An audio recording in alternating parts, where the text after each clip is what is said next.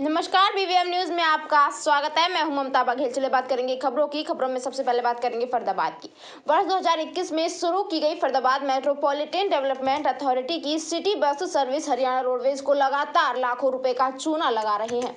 आज की तारीख में एफएमडीए को 28,09,000 की अदायगी करनी है, लेकिन बार बार नोटिस दिए जाने के बाद भी रोडवेज का इसका भुगतान नहीं किया गया है। इस मामले में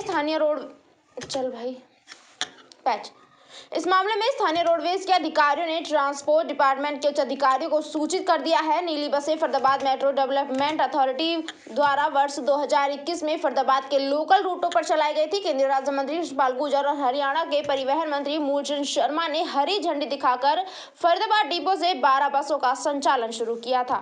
हरियाणा सरकार को तो एफएमडीए टैक्स की अदायगी कर रहा है, लेकिन हरियाणा रोडवेज को बसें खड़ी करने की अदायगी एफएमडीए नहीं कर रहा है। वर्तमान में इन बसों की संख्या करीब 50 है। नियम अनुसार इन बसों को रोडवेज के बलवा डिपो में खड़ी करने की फीस और प्रति चक्कर की फीस हरियाणा रोडवेज को अदा करनी चाहिए, लेकिन लगभग 1 साल से इस फीस की याद आएगी एफएमडीए के अधिकारियों ने हरियाणा रोडवेज को ये नहीं दिया है। बढ़ते बढ़ते ये फीस 28,09,000 तक पहुंच गई है। हरियाणा रोडवेज के स्टैंड सुपरवाइजर सुनील कुमार की माने तो इस बारे में कई बार एफएमडीए और संबंधित अधिकारियों को कहा जा चुका है, लेकिन अभी तक ये फीस रोडवेज के खाते में नहीं पहुंची है। उनकी माने तो बलवा डिपो से जो भी बसें अपने रूटों पर जाती हैं, उसमें हरियाणा रोडवेज की 100% चक्कर इनसे वसूलना होता है और रात को रोडवेज डिपो में बस खड़ी करने के 200 बतौर पार्किंग फीस इन्हें रोडवेज को अदा करनी चाहिए। जनवरी फरवरी से लेकर अब तक 28,09,000 की अदायगी इनकी तरफ से बनती है। हमने रिकवरी का नोटिस 10 बार इनको दिया है, लेकिन ये है कि फीस को भरने के लिए तैयार ही नहीं। सुनील की माने तो उन्होंने इस बारे में परिवहन विभाग के उच्च अधिकारी को सूचित कर दिया है। वे एफएमडीए के बलवाड़ी स्थित कार्यालय पर नोटिस देकर आए थे, तो उन्होंने ये भरोसा दिया है कि 15 से 20 दिन में ये फीस हरियाणा रोडवेज को दे दी जाएगी। बसें स्टार्ट हुई थी अभी 3-4 महीने पहले। केंद्रीय मंत्री कृष्णपाल गुर्जर ने हरी झंडी दिखाकर रवाना किया था। इनके बारे में बात करें तो बस अड्डे का कुछ टैक्स बनता है, टैक्स कह लो या बस अड्डे की कुछ रिकवरी बनती है प्रति चक्कर, क्या है पूरी? ये जो नीली बसें हैं ये एसटीओ के थ्रू है, स्टेट ट्रांसपोर्ट अंडरटेकिंग। इनका संचालन एफएमडीए से किया जा रहा है और यहाँ जो से बल्लभगढ़ बस परिसर से जहाँ भी बस जाती है 100 रुपये प्रति चक्कर हमें इनसे वसूलना होता है। और जो रात्रि में हमारे बस परिसर में ठहराव करती है 200 रुपये रात्रि बस ठहराव का है प्रति बस का। जनवरी फरवरी से लेके और अब तक 28,09,000 रुपये का हमने इनको रिकवरी का नोटिस कम से कम 10 बार दे चुके हैं और इनकी तरफ से अभी तक सिर्फ यही कहा जा रहा है कि हम पे कर देंगे। अभी तक हमारे पास इनकी रिकवरी नहीं हुई है, जिसकी सूचना हमने मुख्यालय में माननीय एसीएस महोदय मैडम को भी और डीजीएसटी ट्रांसपोर्ट को भी दे दी है।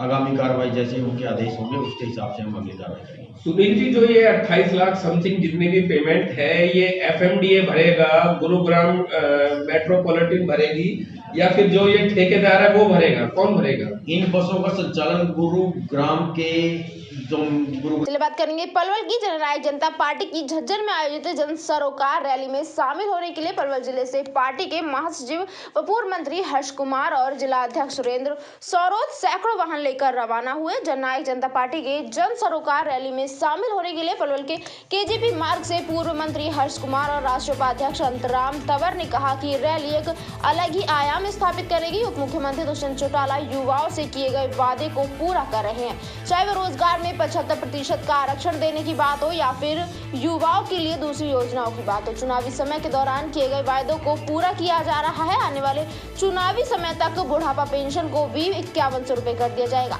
फिलहाल ये धीरे धीरे बुढ़ापा पेंशन को बढ़ाया जा रहा है। उम्मीद है कि आज भी कुछ महत्वपूर्ण घोषणाएं की जाएंगी। इस अवसर पर जिला अध्यक्ष सुरेंद्र सौरोद, ब्रजेश अटोहा, जीतू दीघोट, सुखराम डागर व देवेंद्र सौरोद सहित सैकड़ों कार्यकर्ता उपस्थित रहे। बहुत उत्साह के साथ लोग जा रहे हैं, खूब लोग जा रहे हैं। 4-5 हज़ार आदमी का तो ये आप देख रहे हो, बस और गाड़ियों का ही काफिला है, इसमें है 4-5 हज़ार आदमी। और आज की रैली में किसान लोग हैं बहुत, और वो किसान जो है कांग्रेस से पूछने जा रहे हैं। आपने किसानों की बात करते हो, आपके 2 दफे प्रधानमंत्री रह लिए, आपने स्वामीनाथन रिपोर्ट क्यों नहीं लागू करी? किसानों की तरक्की का जो सबसे बड़ा आयोग जो बना, राष्ट्रीय किसान आयोग जो बना, जिसके स्वामीनाथन अध्यक्ष थे, और उस रिपोर्ट को स्वामीनाथन आयोग के नाम से उस आयोग को जाना गया। उन्होंने अपनी रिपोर्ट दे दी और 2 दफे मनमोहन सिंह प्रधानमंत्री रह लिए, इनकी 3/4 विदेशों में इनकी सरकार थी। इन्होंने अब तक उस रिपोर्ट को लागू क्यों नहीं कराया? जो आज किसानों के आगे अपने घड़ियालू आंसू पहुंच रहे हैं, इनसे जवाब लेने आज की जनता जा रही है। तो क्या उम्मीद है मतलब पलवल वासियों की रैली में? पलवल वासी देखो, अब देख तो रहे हो, ये एहतियात जितनी उम्मीद थी, जितनी मंत्री जी ने बताई थी कि मैं इतने उससे तो दुगनी गाड़ी आगे मंत्री जी की। तो अब ये देखो पूरे हरियाणा में बड़ी रैली होगी। तो क्या घोषणा की जाएंगी? को रैली में कुछ जनता के लिए घोषणा की जाएंगी जी? घोषणा तो पहले चुनाव में की थी, हमारी पार्टी की स्थापना हुई थी, जब कोई घोषणा की थी। तो 1 साल तो बीच में वैसे ही चला गया, उसमें तो कोई काम ना हो पाया। फिर भी हमारे नेता ने जो हमारी बड़ी घोषणा वो तो पूरी कर दी। जैसे कि अपने 75% बेरोजगार है, महिलाओं को 50% का हिस्सा दे दिया पंचायत। वीडियो बना और पेंशन भी बढ़ा रहे हैं, पेंशन की भी आज चाहते हैं घोषणा करेंगे भाई अगले चुनाव तक जो इनकी घोषणा वो पूरी कर देंगे। 5100 रुपया की जो घोषणा की थी वो भी पूरी हो जाएगी अगले साल तक। बात करेंगे पलवल की ही। पलवल में मुख्यमंत्री अंत्योदय परिवार उत्थान योजना के अंतर्गत नेताजी सुभाष चंद्र बोस स्टेडियम में अंत्योदय ग्राम उत्थान मेले का आयोजन किया गया। इस अवसर पर जिला उपायुक्त कृष्ण कुमार, उपमंडल अधिकारी वैशाली सिंह भी मौजूद थी। उपमंडल अधिकारी वैशाली सिंह ने बताया कि पलवल जिले में अंत्योदय ग्राम उत्थान मेले के लिए 5459 परिवारों को चुना गया है। नेताजी सुभाष चंद्र बोस स्टेडियम में आयोजित अंत्योदय ग्राम उत्थान मेले में वीरवार को पलवल ब्लॉक के 260 लाभार्थियों को बुलाया गया। उन्होंने कहा कि मुख्यमंत्री मनोहर लाल की ये महत्वाकांक्षी योजना है। इस योजना के तहत गरीब से गरीब परिवार की आमदनी को पहले चरण में 1 लाख रुपए तथा दूसरे चरण में 1,80,000 रुपए तक पहुंचाना है। इस योजना का उद्देश्य गरीब परिवारों को रोजगार देना है, स्वरोजगार के लिए प्रोत्साहित करना है, कौशल विकास को बढ़ावा देना तथा बैंकों से ऋण मुहैया करवाना शामिल है, ताकि गरीब व्यक्ति आत्मनिर्भर हो सके। एलडीएम विवेक कुमार ने बताया कि अंत्योदय ग्राम उत्थान मेले में सभी विभागों द्वारा स्टॉलें लगाई गई और सरकार द्वारा चलाई जा रही जन कल्याणकारी योजनाओं के बारे में विस्तार पूर्वक जानकारी प्रदान की जा रही है।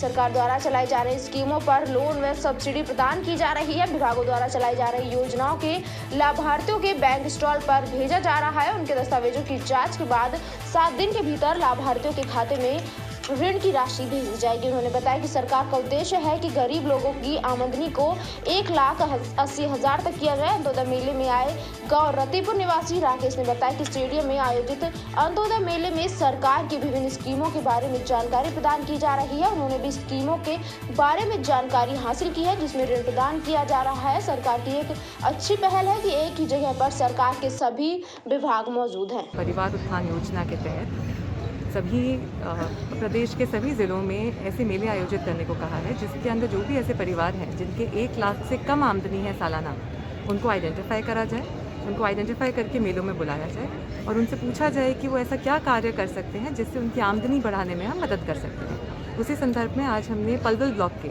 यहाँ पे 260 ऐसे बेनिफिशरीज हैं जिनको बुलाया है, उनकी काउंसलिंग की जा रही है और उसके बाद कंसर्न डिपार्टमेंट के पास उन्हें भेजकर उनको जो स्कीम हम असाइन कर सकते हैं, जैसे पशुपालन का है तो अगर वो डेयरी लगाना चाहें या फिर बकरी पालना चाहें तो उस तरह की स्कीम्स उनको असाइन करके लोन सैंक्शन करवा।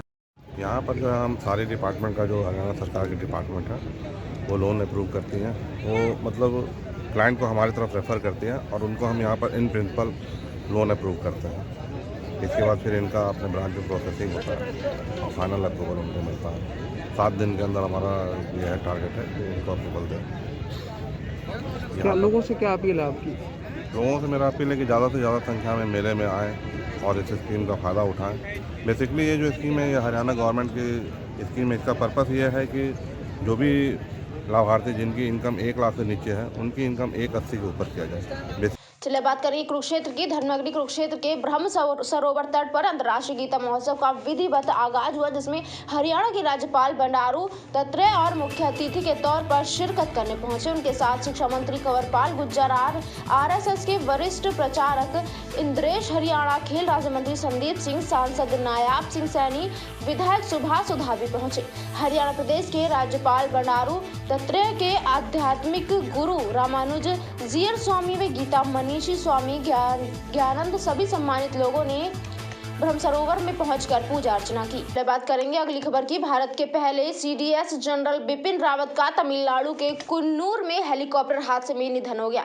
इस हादसे में उनकी पत्नी समेत 12 और लोगों ने अपनी जान गंवा दी। इस बीच भारतीय वायुसेना प्रमुख वीआर चौधरी गुरुवार को कुन्नूर में घटनास्थल पर पहुंचे। कांग्रेस नेता मल्लिकार्जुन खड़गे ने लोकसभा के संचालक पर रोष जताया। उन्होंने कहा कि हेलीकॉप्टर दुर्घटना पर आज राजनाथ अपना बयान दे रहे थे, तब हम सभी विपक्षी नेताओं की मांग रही कि हम सभी 2 मिनट के लिए दुर्घटना में मारे गए लोगों के प्रति श्रद्धांजलि अर्पित करना चाहते हैं, लेकिन सरकार और सभापति ने हमें इजाजत नहीं दी। ये दर्शाता है कि यहाँ किस तरह का लोकतंत्र चलाया जा रहा है।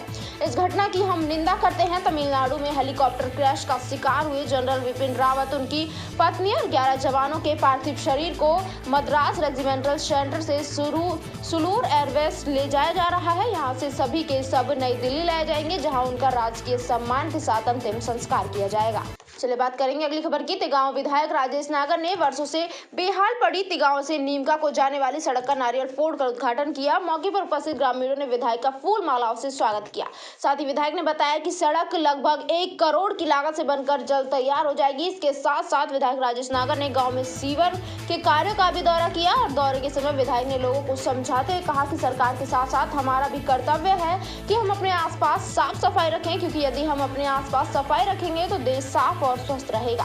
साथ ही साथ सीडीएस विपिन रावत के लिए शोक प्रकट करते हुए कहा कि देश ने एक महापुरुष को खोया है, जिससे देश को अपार क्षति पहुंची है। भगवान उनकी आत्मा को शांति दे। तस्वीरों में दिखाई दे रहा ये नजारा वीरों की भूमि तिगांव है, जहां पर विधायक राजेश नागर का फूल मालाओं से स्वागत किया गया है। वहां पर विधायक ने करोड़ की लागत से बनने वाले तिगांव से नीमका को जाने वाली सड़क का नारियल फोड़कर उद्घाटन किया है। आज एक हमारे गाँव की जो ये सड़क है जो तिगांव से नीमका जाती है, इसकी टेंडर अभी नया हुआ है और कोरोना की वजह से थोड़ा काम रुक गया था और इसमें सीवर लाइन भी और पानी की लाइन भी डलनी थी, उस वजह से इसमें थोड़ा समय लगा और आज 1 करोड़ की लागत से ये सड़क को बनाया जा रहा है। कितनी लंबी सड़क है, कितनी चौड़ाई है इसकी? 22 फुट चौड़ी है ये और दोनों तरफ नाली है और ये करीब 1.5 किलोमीटर के करीब है। सर, देश को एक क्षति पहुंची है, क्या कुछ कहना हो? देखो, एक बहुत बड़ी क्षति है देश के लिए। हमारा पूरा देश उनके परिवार के साथ है इस दुख की घड़ी में और भगवान उनकी आत्मा को शांति दे। सर, सरकार नई सड़कें बना रही हैं, लेकिन जो नालियां उनमें पानी ओवरफ्लो हो रहा है, क्या कुछ समस्या है उस पर? देखो, नालियां तो हमें जैसे सरकार कुछ काम करती है तो हमारी भी एक कर्तव्य बनता है, ड्यूटी बनती है कि भाई नालियों की हम साफ़ सफाई रखें और ध्यान दें और ओवरफ्लो होता है तो पानी को सड़क पे ना दें, क्योंकि पानी सड़क पर आता है तो ये जो है रोड टूटती भी है। चले बढ़ेंगे अगली खबर की ओर। आंगनवाड़ी वर्करों ने अपनी मांगों को लेकर फरीदाबाद सेक्टर 12 स्थित डीसी कार्यालय के बाहर जोरदार प्रदर्शन किया। प्रदर्शनकारी आंगनवाड़ी वर्करों ने कहा कि जब तक उनकी मांगे मानी नहीं जाएंगी तब तक धरना यूं ही जारी रहेगा। आपको बता दें कि आंगनवाड़ी वर्कर्स की मांग है कि सरकार उनको पक्के कर्मचारियों में घोषित करे और सरकार उनसे ऑनलाइन जो काम करवा रही है उसको बंद करे। पक्के कर्मचारी की तरह उन्हें वेतन भी बढ़ा कर दिया जाना चाहिए। जी, ये जारी रहेगा जब तक हमारी मांगे पूरी नहीं होंगी। और मेन है कि हमारा जो ये ऑनलाइन काम हमसे कराया जा रहा ये बंद कराया जाए जब तक हमें इंस्ट्रूमेंट ना दिए जाए। ना हमें इंस्ट्रूमेंट है हमारे पास और ना ही हमें रिचार्ज के लिए पैसे दिए जा रहे हैं, तब तक हम ये ऑनलाइन काम कोई भी नहीं करेंगे जब तक हमें इंस्ट्रूमेंट नहीं। और क्या क्या मांगे हैं आपकी? हमारी मांगे हमें सरकारी कर्मचारी घोषित किया जाए और जब तक नहीं दे।